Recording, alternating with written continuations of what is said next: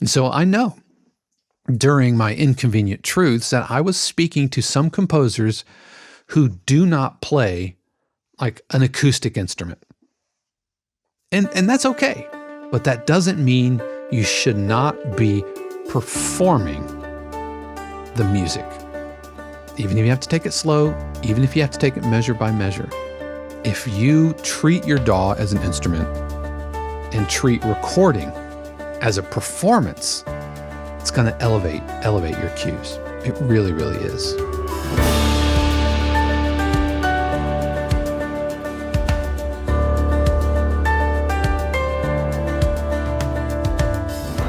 What is happening, everybody? This is Dave Croft, and welcome back to another episode of the 52 Cues podcast, your weekly insight into all things production, library, and sync music. I hope that you are doing well today. Thank you so much for joining us, whether you're watching on YouTube or listening to the audio podcast on the go. Also, a huge word of thanks to our family, friends, and neighbors, subscribers of 52 Cues who really do keep all of this going.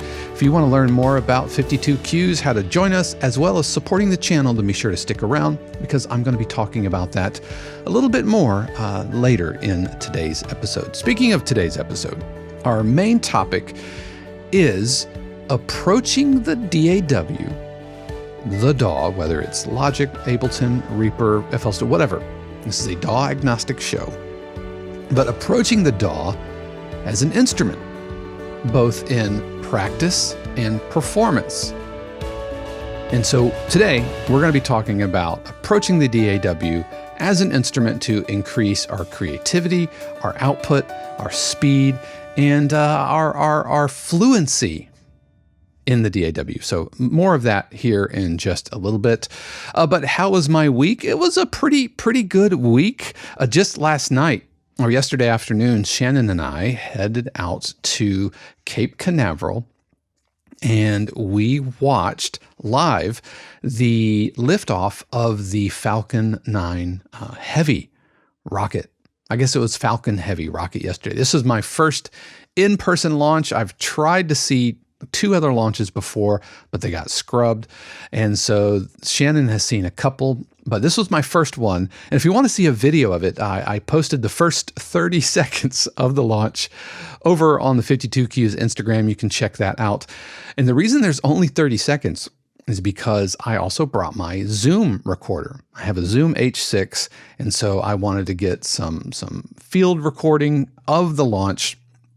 And it was so loud that during the launch, I had to keep backing down the gain on the mic because this is the H6, not the H6 Essential, which is 32-bit float and all of that. But so I had to keep trimming the gain, which meant that I couldn't hold my phone and the Zoom recorder at the same time. Now, if I had it to do over again, I would probably set the mic on, and I even had a little stand. I would have not held the mic and the camera at the same time.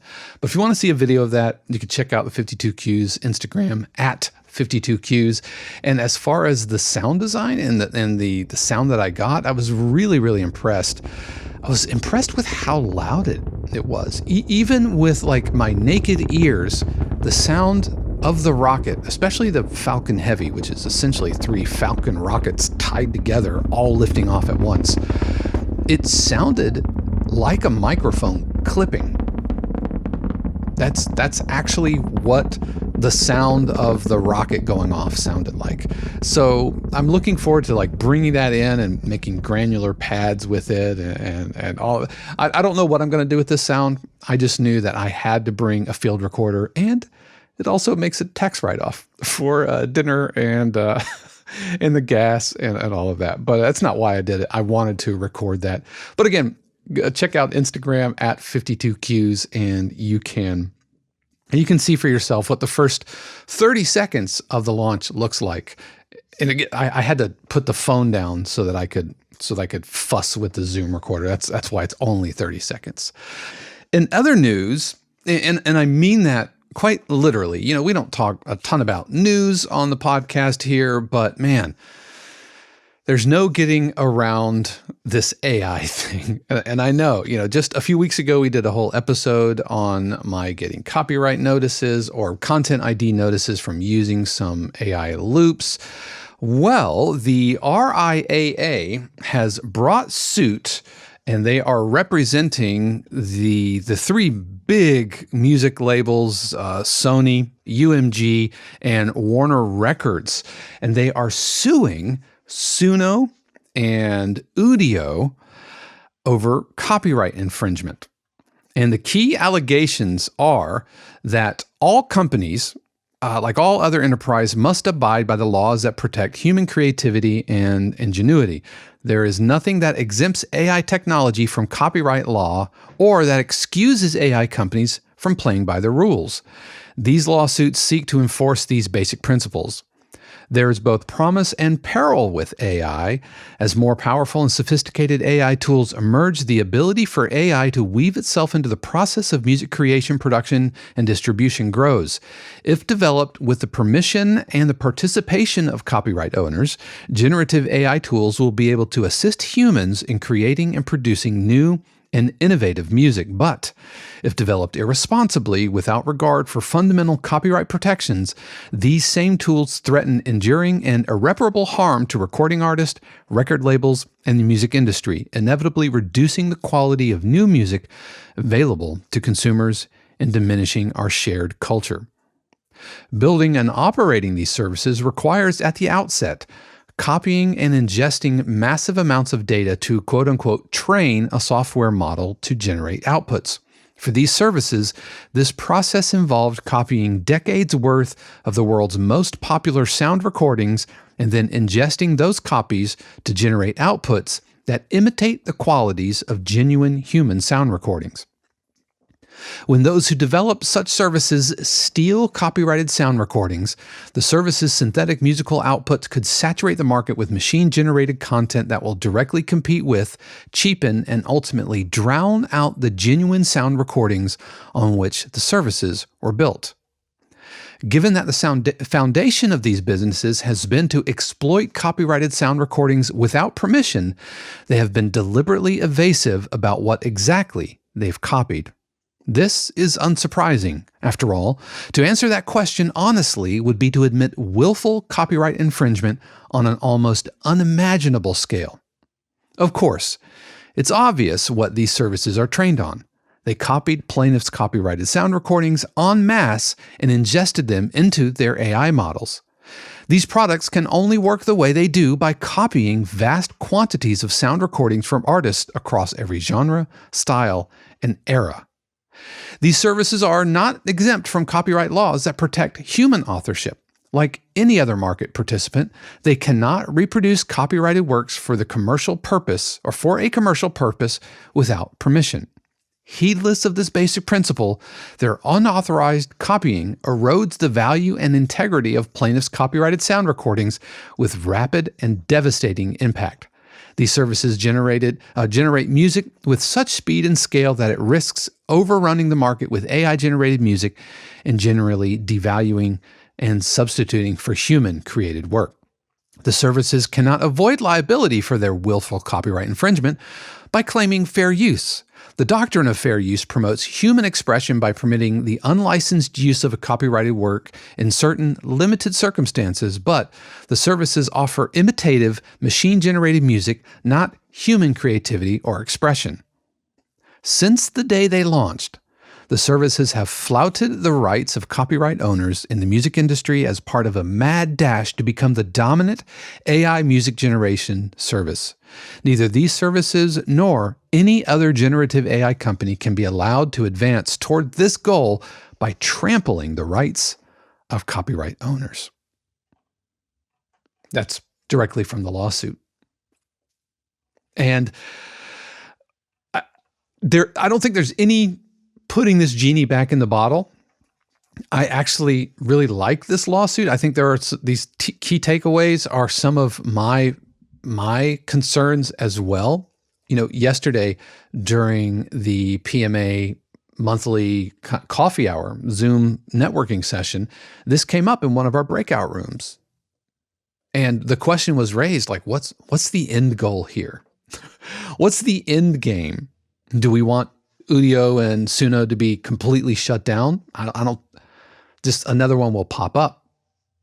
Should Suno and Udio have paid for the licenses to train their data? Absolutely, yes, they should have. So I think they are looking at some massive punitive damages here, punitive or otherwise. Or should Suno and Udio work out within their code how much of each recording is drawing from those copyrighted pieces, those copyrighted works, and then assign royalties there? I think that's possible. That should happen. How they work that out, I don't know. That's not my problem. You should have thought about that before you trained off of unlicensed copyrighted music. And how do you figure out that this track is 10% John Williams, 15% Mariah Carey, and 1% John Philip Sousa? I mean, how and where does that money? I don't know. That hurts my brain to think about how they would work all that out. But I kind of feel like that we're in a bit of an Ian Malcolm from Jurassic Park, Jeff Goldblum situation. Don't you see the danger, John, inherent in what you're doing here? Genetic power is the most awesome force the planet's ever seen, but you wield it like a kid that's found his dad's gun. I'll tell you the problem with the scientific power that you're using here. It didn't require any discipline to attain it. You didn't earn the knowledge for yourselves, so you don't take any responsibility for it. You stood on the shoulders of geniuses to accomplish something as fast as you could, and before you even knew what you had, you patented it and packaged it and slapped it on a plastic lunchbox, and now you're selling it. You want to sell it. Well, I don't think you're giving us our due credit. Our scientists have done things which nobody's ever done before. Yeah, but your scientists were so preoccupied with whether or not they could, they didn't stop to think if they should. And here we are. What's even more fascinating about this is in the lawsuit itself, they actually reference Jesse Josephson's videos, at least one of them, over at Sync My Music, where he got Udio using some pretty elaborate prompts that he actually didn't share, and I thought that was a really good idea. Let's not teach people how to steal music. But he recreated the sound of John Lennon. He recreated the sound of Mariah Carey to the point where it just didn't, hey, this is Mariah Carey singing or sounding, singing my lyrics. It was, all I want for Christmas, that song. He recreated that in Udio. Chord progression, lyrical content, the vocal timbre of Mariah Carey. So we live in very interesting times, and I know that it is exhausting to go back and forth between feeling this onslaught of being replaced is coming at us versus sticking it to the man and making the bad guys pay and all of that, and hopefully this means that the RIAA is openly acknowledging that musicians should be paid more. I hope that's what that means, because looking at streaming royalties and all of that, it's tough sledding for composers and songwriters right now, and AI is only going to make that worse. So this is absolutely worth following. We'll have a link to that RIAA press release in the show notes, and you can check that out for sure. But please pay attention to this. My take is I still submit that any production company, music supervisor, producer, whatever, worth working for, I don't think they're going to take a risk of putting any uncopyrightable music on their air. That's a legal minefield, and they're not going to do it. So the music that I'm writing and the libraries and companies that I'm pitching for aren't going to take the risk of using AI generated music on their air. Now, the Pond 5s and the YouTube videos, I think that's who's going to suffer the most from this. So, yep. Those are my thoughts on that. Check out the article. We'll have the link in the description below. So today's topic. You know, a couple of weeks ago, I had an episode on more inconvenient truths in the production music industry. And one of those was the need to play an instrument. At some point, we need to put our hands on an instrument. And as I'm thinking more and more about this, I believe that the DAW is an instrument. And if we approach the DAW learning, performing, and practicing using the DAW the same way we would an instrument, then that's going to help facilitate our creative flow state. It's going to allow us to compose better, compose faster, because we are reducing the friction between I have an idea to an idea being expressed in whatever tool we're using. So what I want to do today is I want to unpack several different ways that we can approach the DAW as an instrument by borrowing concepts from learning to play instruments.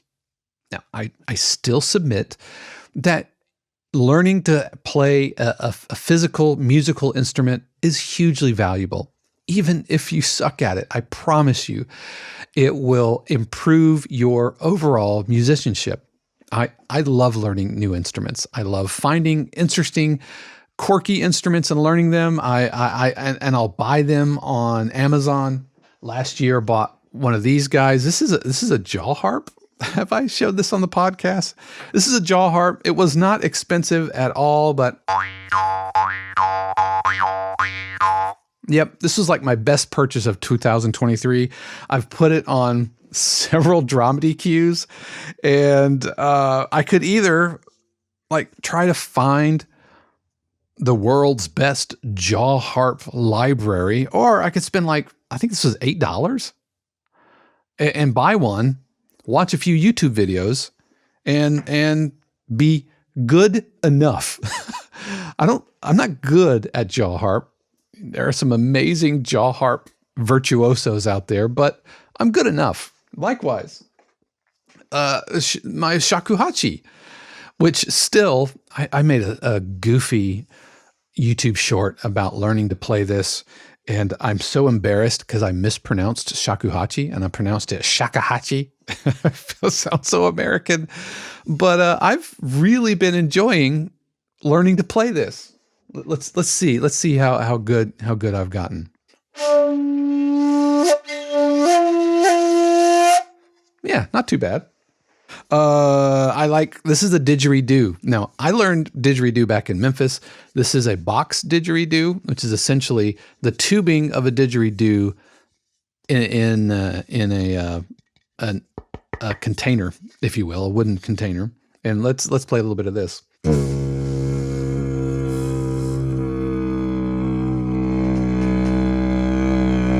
That's all of these instruments that I just kind of keep around because I like picking them up, like if I'm rendering something. These have all ended up on cues. In fact, I'm looking at my background, and there's a ukulele, there's a banjo ukulele. All of the instruments that you see at some point have ended up on a cue. I love learning new instruments. And I found out that once I learned the basics of music, then carrying things over from instrument to instrument was much easier. Like once you learn like some flute recorder technique, then the fingerings kind of carry over to the native flute, which carry over to the shakuhachi. Once you learn some basic drumming, some hand drumming technique, like some conga technique, then that carries over to the frame drum or the rick or the boron. Once you learn some drum set technique, then you can actually carry over into like playing shakers and tambourine. And so I love learning new instruments.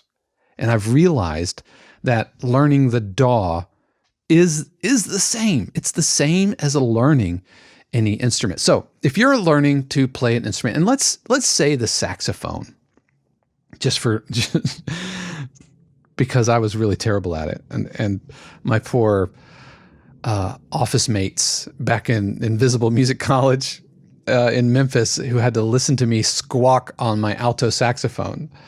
But first, all right, so the first level of learning any instrument is the fundamentals.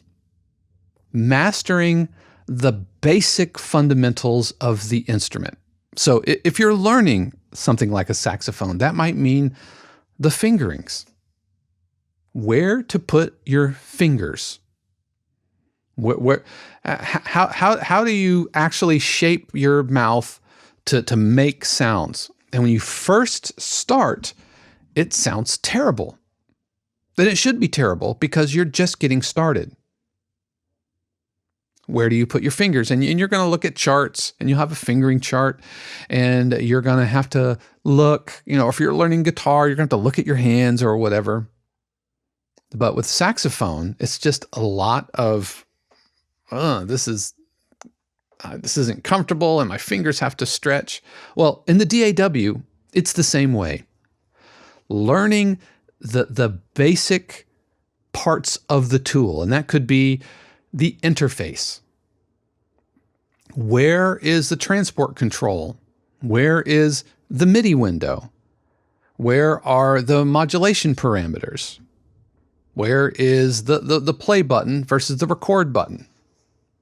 Where does your library live? How do you add plugins? How do you open up the mixing window? How do you open up your audio editor? Learning the overall interface is kind of like learning the scales.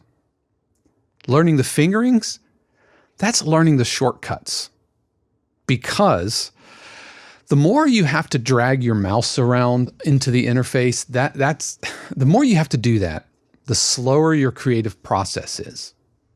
But if you know the quick command for selecting all of the muted regions so that you can easily delete them, for example, or just selecting everything.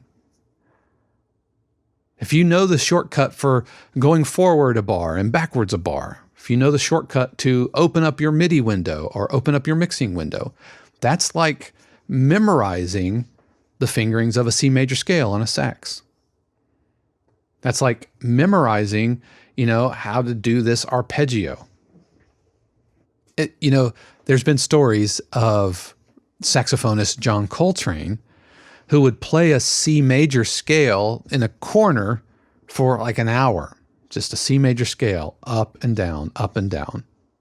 Now, does John Coltrane need to practice the C major scale, or did he?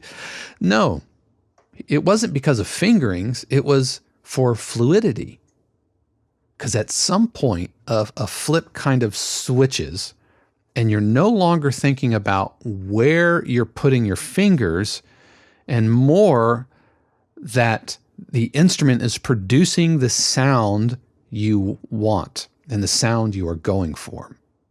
So learning the interface, learning the shortcuts, learning how to move around the DAW, that's the basics. Fingering, breath control, articulations. That's where it should start.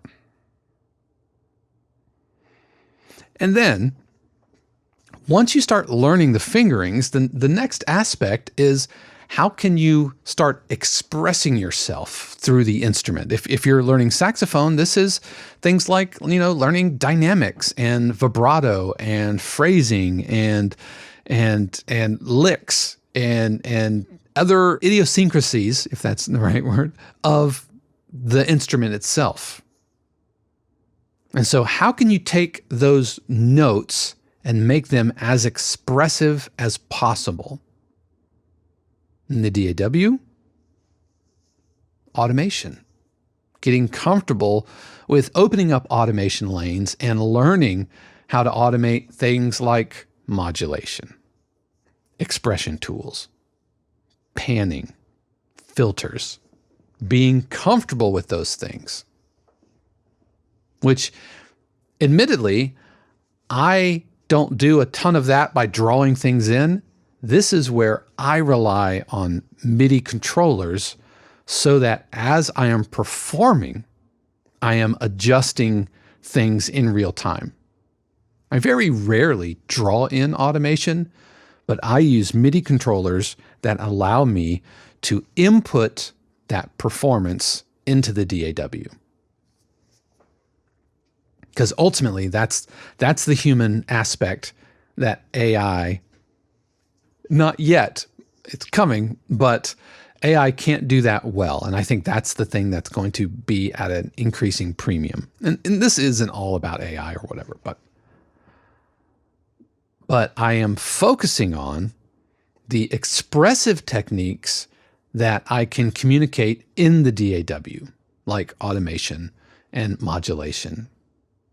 Getting into some sound design, whether it's creating patches in the plugins that you have. We are looking to create expression in what we're creating. So, mastering the tools, focusing on expression so that the DAW, every time you hit play, is creating a performance. You know, if you were learning to play the saxophone, you would actually perform it. You would perform it in front of people, or you would practice solos, repertoire, focusing on things like improvisation, learning licks, learning things that are becoming second nature to you. And it's that performance aspect that we can carry over into the DAW by, what I was saying earlier, is that real-time manipulation. If you've ever watched any of my music production and composition live streams, you might notice that, yes, I will do copying and pasting, but I will often record like entire cues worth of shaker track. I will record an entire 2-minute pass and just working the modulation. And it might be the same, every 4 bars build, then the next 4 bars, kind of decay. Could be a filter, could be a distortion or whatever.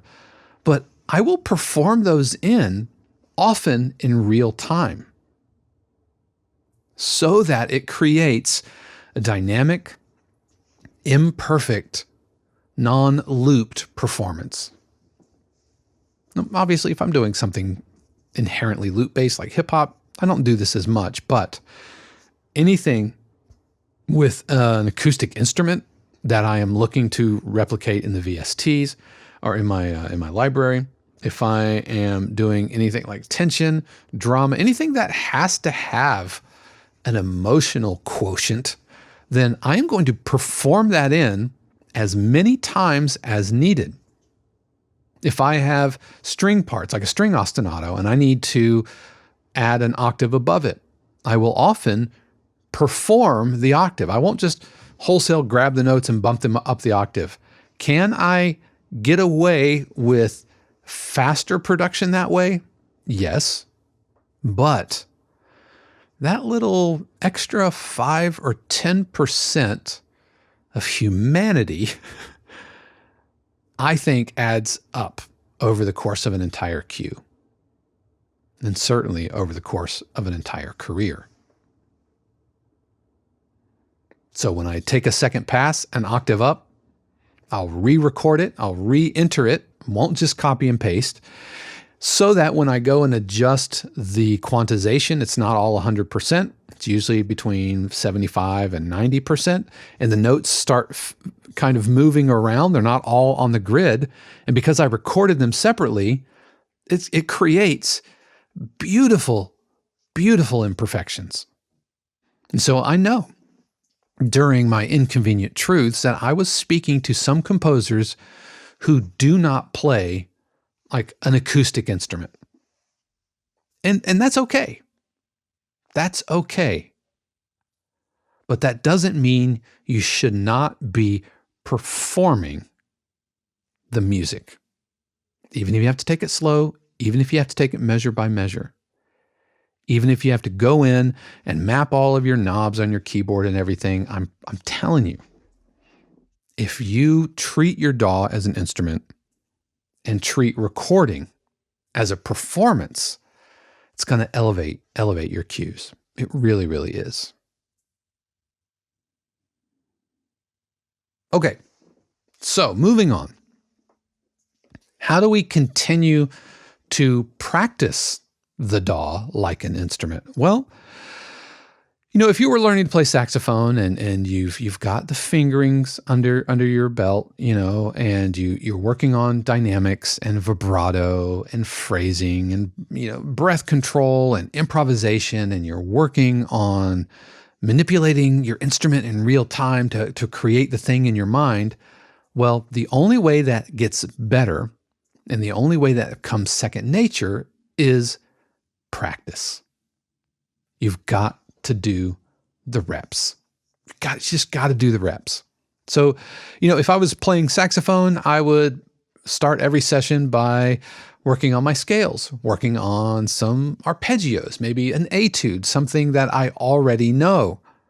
And I would do those over and over, creating a daily routine. What does that mean in the DAW? Well, it might mean that maybe take a few minutes and look through your sound libraries, maybe work on some mixing, maybe take a second pass through something you've worked on, or it might be organizing, your workflow, working on your signal flow, maybe organizing your plugins. But we are approaching the DAW and we're thinking of it not what I'm doing right now is an act of creativity. It's an act of almost like muscle memory. You know what I mean? It's maintenance for sax players and instrumentalists. They're practicing long tones and technical exercises to increase their dexterity. I mean, I guess you could practice the quick keys, and how fast can I do all of that? But our scales, our arpeggios, our technical exercises are maximizing our workflow and optimizing, I should say, our workflow in the DAW. One of the things that's really helped me, and I'm pretty sure I've talked about this before, is I use the Logitech G600 MMO gaming mouse. And it has all of these buttons on the side that allow me to map. I've mapped all of these buttons on the side, and they light up and everything. And I've mapped all of these to quick commands in Logic, as well as quick commands in Premiere and quick commands in browser, and even quick commands here in OBS, which is what I use to record. So I can kind of no-look change scenes and all of that. It's really, really, really cool. But optimizing your workflow, understanding your sound libraries, where sounds are, and maybe just listening through your sound libraries. Maybe setting aside an hour that is deliberately not creative so that you can explore the sounds that you have. Like in your calendar, say, I'm going to spend an hour and all I'm going to do is just audition patches in Alchemy or in Serum or in Phase Plant. Insert name of plugin here. Those are our drills. Those are our scales and arpeggios, and I should say our etudes, because we're not learning the fingerings anymore.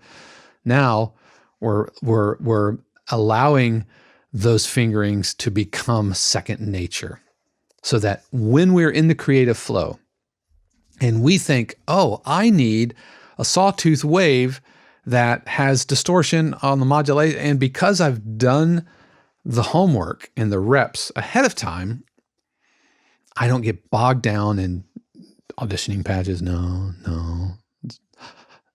That's super pulls us out of our creative flow state. Next, with the instrumentalist learning, you would start building your repertoire. You would start playing other music. And I don't mean just etudes, but other pieces. You might start transcribing, John Coltrane solos. For us, how do we build our DAW repertoire? This gets into building templates. Start working on your template. And that template can be anything that helps you get to where you need to be faster. For some folks, it's creating templates that have all of their orchestral sounds already set up. Great.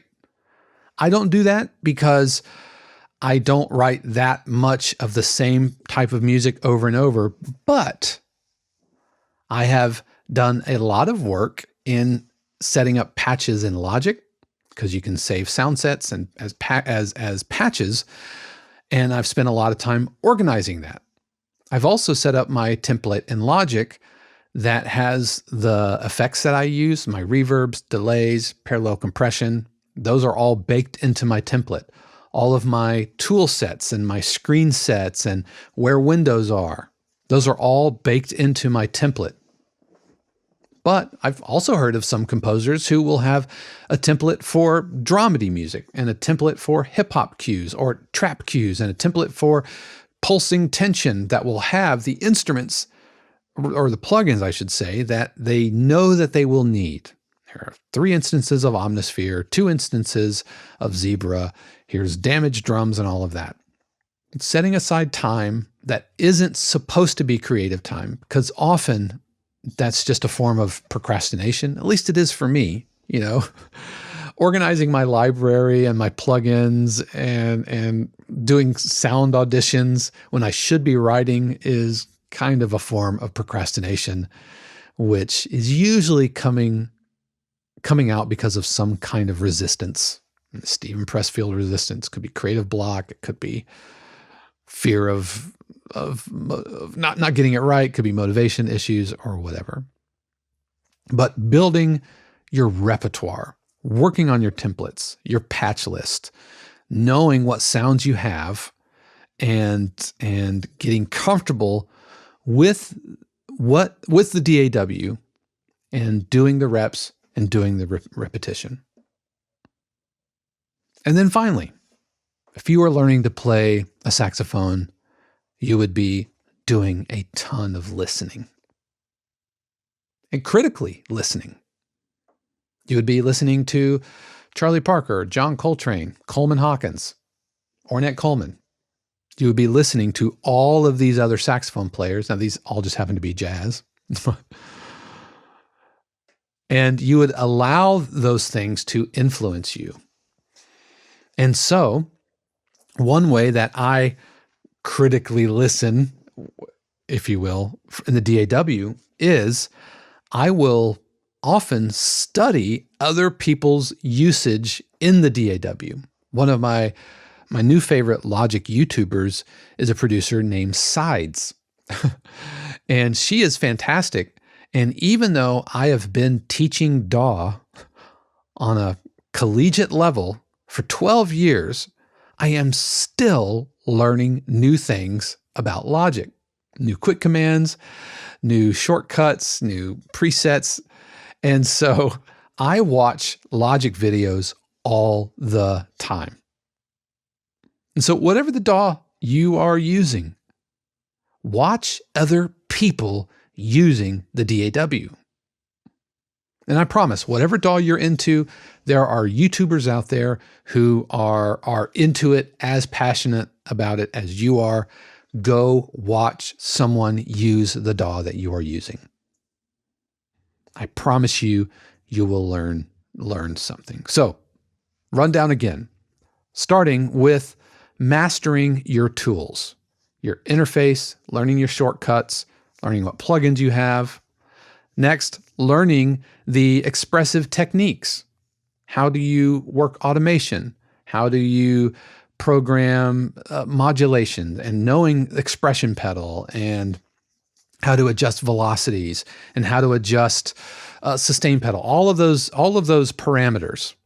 Next, making as much as you can input into the DAW as a real-time performance. Manipulating your DAW in real time as you are recording to create a human expression, within your session. Next, your routine, understanding your sound libraries, working on drills, optimizing your workflow, going in, doing the reps, auditioning patches, knowing what you have and where it is.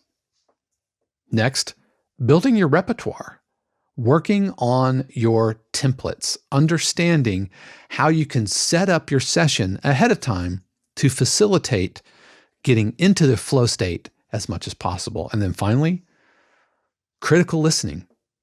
Watch other people using the DAW to help you understand the DAW in a way that otherwise would still be a mystery to you.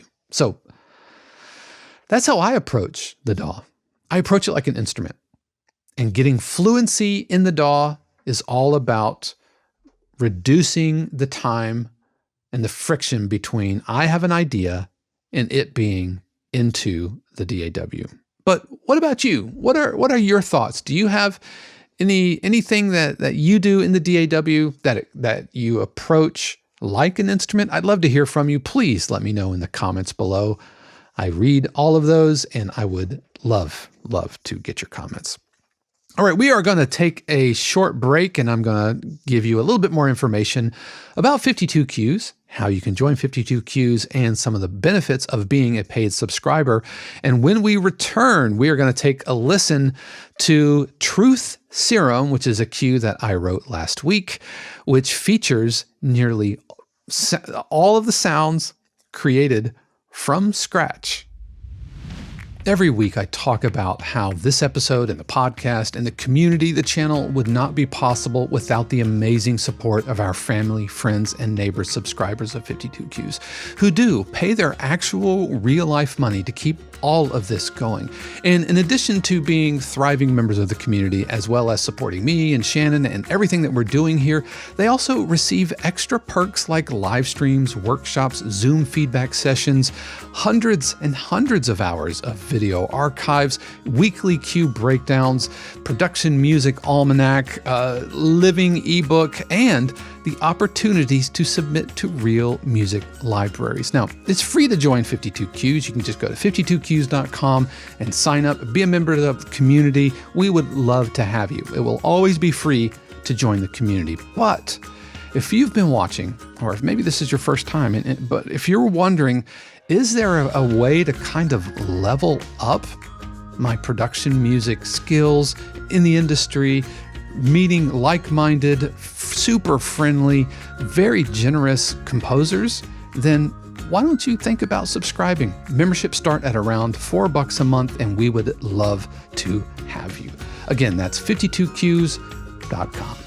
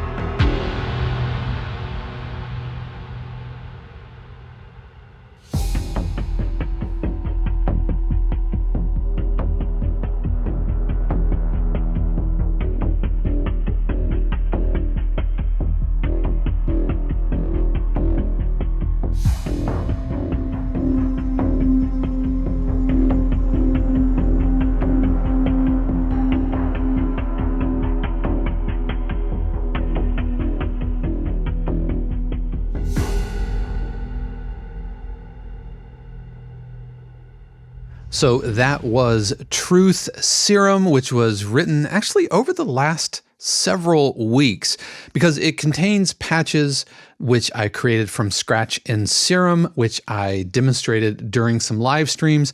And then over the last couple of weeks, I wrote it during the live stream. So if you are a family, friends, or neighbor subscriber, you can actually see this being written from top to bottom. And for you family and friends subscribers, I did a complete cue breakdown of Truth Serum last Friday over in the community. Had a lot of fun writing that. Even brought in some cymbal recordings, some really low proximity cymbal recordings I brought into Pigments and used granular. So anyway, you can check that out. But that's actually going to do it for us this week. As always, thank you so much for joining me. Just know that I appreciate you. I know you have a ton of options out there. And so thank you for spending part of your day here with me. You definitely want to tune in next week where I am going to be joined by 52Q's family member Scott McLaughlin, who is making the turn from production music into film music. And so he has scored a few independent films, and this is absolutely fascinating to me. My first love was film music, and so he's going to talk about his process, how he got into it, and some of the challenges of going back and forth from the production music world and the film music world. So you absolutely want to tune in for that next week. But yeah, I hope you've had a good week 26. Hard to believe we're halfway through the year already, but I know the last 6 months have been good. I hope they've been great for you, and I know that the last half of 2024 is going to be amazing. How do I know that, friends? Because I trust and believe that the universe has amazing plans just for you. Until next time, peace. The 52Qs podcast is copyright 2024 818 Studios, all rights reserved. The music played on the podcast is copyright of their respective owners and is used with permission and for educational purposes only. For more information, including joining the community or becoming a member subscriber of 52Qs, head over to 52qs.com.